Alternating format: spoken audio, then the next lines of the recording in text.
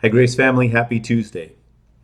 We're going to continue our series on how do we respond, but now it's time to put what we've been learning into action. So on Friday, I talked about developing relationships. We talked about Paul sending greetings from Caesar's household to the saints in Philippi. So now is the time to act. I want you to think of a acquaintance that you have, and I want you to plan to develop that relationship um, in the next several months, several weeks.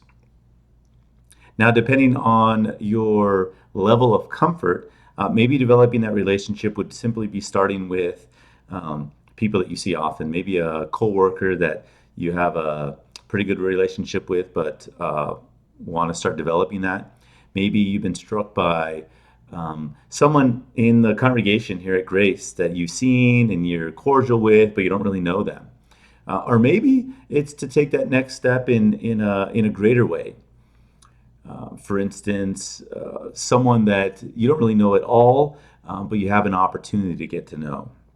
This could be somewhere that you frequent often where you see the same people. This could be an actual neighbor, right, in your apartment complex or on your street.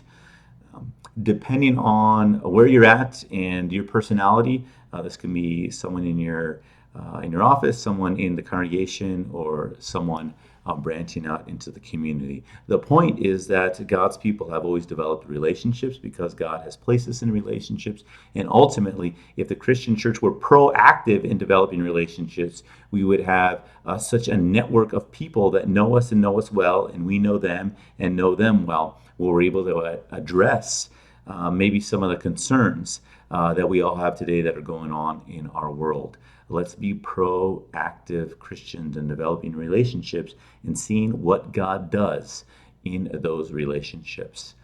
We might feel, well, what is that going to do? But if each Christian was proactively developing relationships, we'd have much more opportunity to see a proper response to all the difficulties. Because in the end, we're able to deal and confront some of the things in society when we have the backing of relationships seeking the welfare of our cities and our communities. Plus, it gives us something to actually do.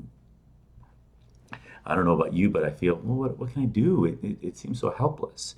Well, let's develop relationships that talk about things that matter and see where that takes us. So, who will you develop a relationship with? That's the question I leave with you today. We'll talk to you on Friday.